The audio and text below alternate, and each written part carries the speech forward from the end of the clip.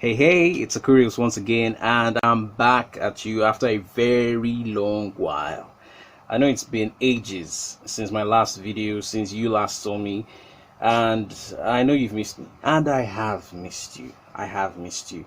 It's been a very eventful 3 to 4 months, and I'm very glad to be back. I'm very glad to see you once again.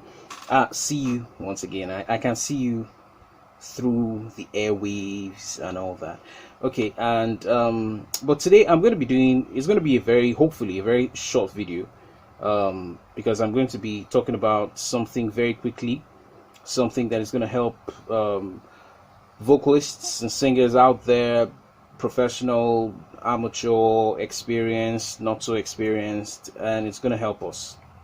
I'm going to be talking about singing flat or singing sharp, singing out of tune, and why it happens, and some tips. I'll give you 6 reasons why it happens, and then I'll give you a couple of tips that can help, whether you're recording, you're live on stage, you're in a rehearsal, and you really need to make an impression. I'm sure these 6 causes and tips would help. All right, so first of all, why do we sing flat, or who sings flat?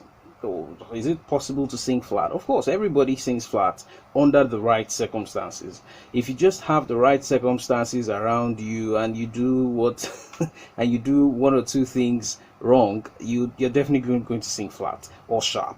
You're definitely going to go out of tune, if all things that need to make that situation, that event take place are present. All right, now you may say, oh, why am I saying everybody sings flat? Yeah, I'm saying so because companies like Waves that make audio plugins and software have come up with a plugin that actually, it's called Waves Tune Live. It actually corrects your pitch while you're singing live. Okay, and it's not the only one. There are other software that do the same thing. Now, the need for such arose because even the biggest professional vocalists in the world sometimes go flat, sometimes go sharp, sometimes sing out of tune, sometimes, for reasons best known to the organizers and the professionals around them, they go flat. They are wrong, they pitch wrong.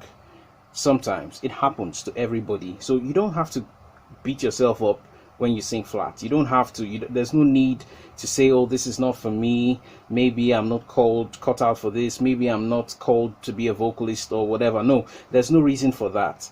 It's a general thing.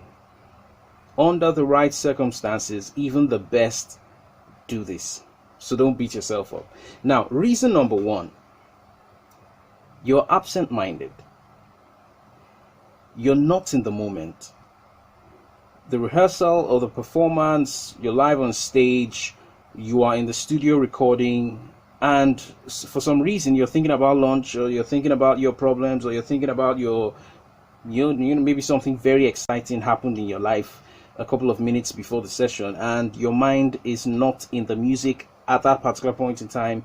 Look, everything about you has to be in the moment. Everything about you, your mind, your eyes, your ears, your voice, your body, your movement, your gesticulations, everything about you, your breathing, everything has to be in that moment when you're recording a vocal or when you're performing on stage. It's a performance. It's called a performance for a reason, because you perform the singing. All right, so you cannot be absent-minded. You have to be in the moment.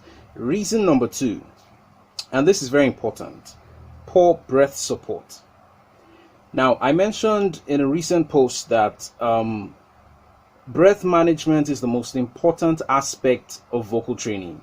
It's the beginning of phonation. It's the beginning of everything known as singing. You cannot sing without breath.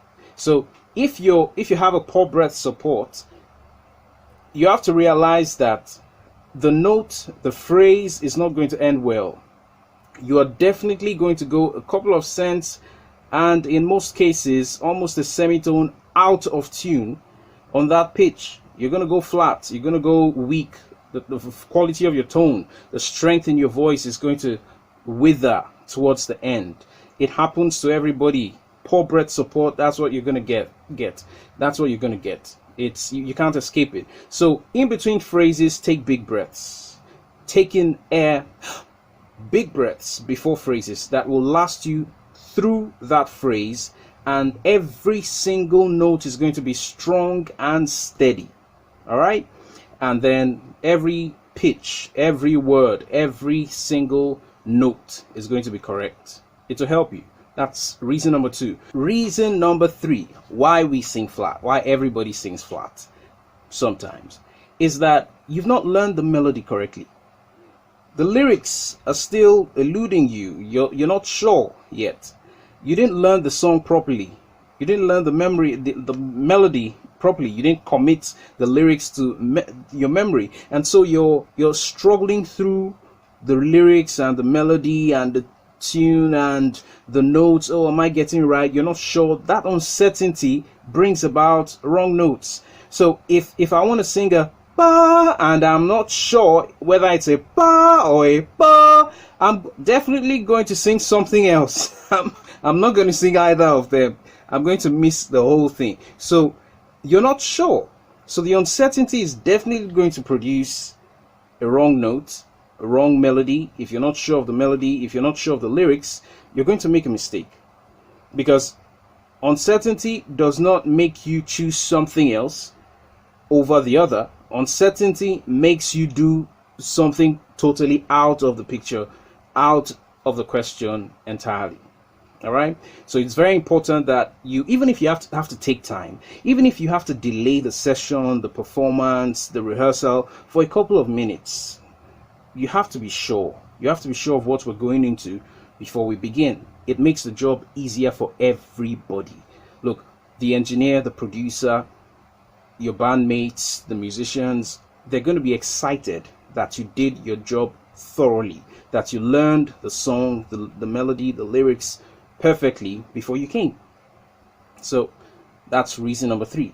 Now, reason number 4 is something many people have gone through in life. I mean, maybe you're watching this and you're actually going through it right now. You've experienced it, and that's timidity, general lack of confidence. Now, when you're not even sure of yourself, if you are qualified to be in the studio, if you're qualified to be on this stage, if you're qualified to hold this microphone, you're not even sure of yourself. So there's no way you're going to be sure of the song itself, the performance itself, the melody itself, or any other thing that has to do with the performance or the recording. If you're not confident in who you are, first of all, you're not confident in your credibility as a talented person, because you have to understand. Look, I'm not talking about arrogance and exaggerated, perception of who you are. I'm talking about a realistic understanding that you are a talented person. Now say after me: I am a talented person. In fact, the fact that you're watching this means that you are a talented person, because you wouldn't be interested in watching this video if you didn't have talent, if you weren't interested in singing, if you weren't interested in music. You are a talented person, first of all. So you have to be confident about that. You have to be confident about the fact that there's something in you that the world wants to see. In this case, it's your voice, it's your skill, it's the ability to sing. And so the world wants to see this, and you want the world to see it. So you have to be confident. Show up. You're already here. You're already in the studio. You're already on stage. There's nothing anybody can do about it. Nobody's chasing you away. You're not going to be thrown out. Look, you might as well give your best. If you're already here, you might as well give your best. Be confident. Throw away all your insecurities and forget about whatever anyone may have thought about your abilities before, and just do your best. Do what you can and go. All right? So take that out. That's reason number 4. Reason number 5. Now, reason number 5 is one of the trickier ones, because it's something that is very common among singers, vocalists, on stage, in the studio, wherever. lack of warm-up exercises. My dear, you have to make it a habit. You have to form the habit of working out, working on your voice, waking your voice up before you go to the studio. Wake your voice up before you go on stage to sing. It's responsible for some of your flat notes. It's responsible for some of your sharp notes. It's responsible for even when the notes does not come out at all. Even when there's no notes, it's responsible because your voice hasn't woken up. Your voice, look, the vocal cords are like muscles, all right? Now, they are like, think about an athlete about to run a 100-meter race. You know what they do? They do their stretches, they jog on the spots, they flex their muscles to ensure that the muscles are awake and ready for the strenuous activity of running. And that's exactly what warm-up exercises do. They prepare our voices for more intense singing. So it's important that you wake up your voice, and your voice, your vocal cords, and your entire voice mechanism is ready for the task of singing. So it's responsible for those wrong notes. Sometimes it can be responsible for no note at all, where your voice is struggling to even produce the note, and then when you eventually produce the note is wrong. All right, it doesn't mean you're not cut out for singing. It doesn't mean you shouldn't be singing. Sometimes these six tips, eventually they're going to be six, if you pay attention to them, you'd find out that some of the problems you're having in the recording, on stage, with singing flat and singing wrong notes, out of tune, are things that can actually be fixed. It doesn't mean you're not cut out for this. It doesn't mean you should give up. And if you're watching this and you feel like you're not doing well, maybe this is not for you, look, listen to me carefully. Do not give up. You can fix your voice. You can fix your singing. You can give it another shot, and you can actually make it big. Okay, reason number 6. Okay, now reason number 6 is kind of technical, and it's actually simple at the same time. Now, it is poor self-monitoring. What do I mean by that? You're on stage singing and you can't hear yourself. You're in the studio recording and you can't hear yourself. Now, what you need to do is to relax, get to the engineer, stage manager, the producer, tell him or her, please, I cannot hear myself. I cannot hear my voice. I need to hear my voice. You need to be able to hear yourself produce the sounds you are producing on stage. In the rehearsal, you need proper sound system or PA system. You need a mic that works. You need a monitor, a stage monitor that you can hear yourself from. You need headphones. If that's the case, you need headphones that you can hear yourself from. Now, it's very important that you hear yourself so that you can hear every pitch you're singing, because the process of audiation is such that your brain tells your vocal cords to position themselves in a certain way, and then your vocal mechanism produces that sound. Now, your brain and your ears have to hear that the sound you are producing is correct. And if you're not able to hear yourself sing, you're not actually sure. Now, all this is split seconds. You're not actually sure of the notes that you're producing. If all you can hear is the music, the instrumentation, what the band is playing, that's not enough. You actually need to hear yourself so that you're sure of what you are singing and you can correct yourself as you go. All right? Now, it's something that I may not be able to explain thoroughly in the course of this video, because I hope the video is short, but I hope you understand. Maybe I'll talk about it later on in another video or in a more comprehensive course that you can lay your hands on, so that we really understand the process of audition and all that. Because it's important that you hear yourself singing, you hear yourself producing the sounds and the notes, so that you're sure that you are following the music and that everything you're singing is accurate. All right? Very important. So let the producer, the engineer, the stage manager, whoever it is, make them aware that you're not hearing yourself properly, properly, and you need to hear yourself properly. All right, so if it's in the studio, for instance, if you need the headphones to be a bit louder, tell the engineer that you need the volumes raised.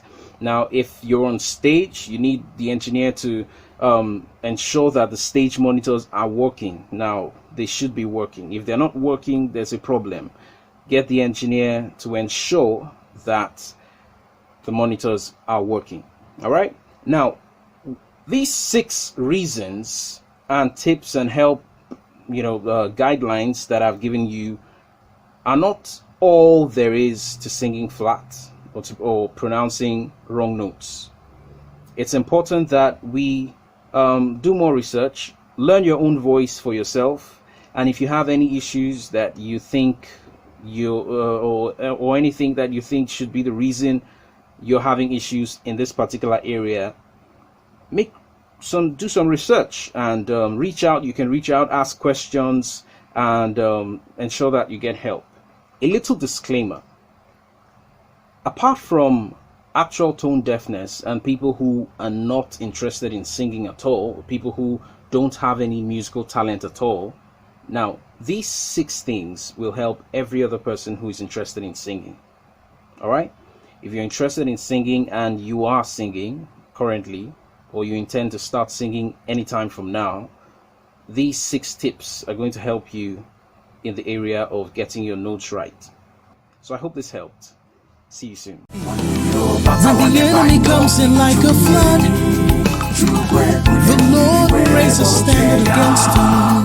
When he throws temptations at you,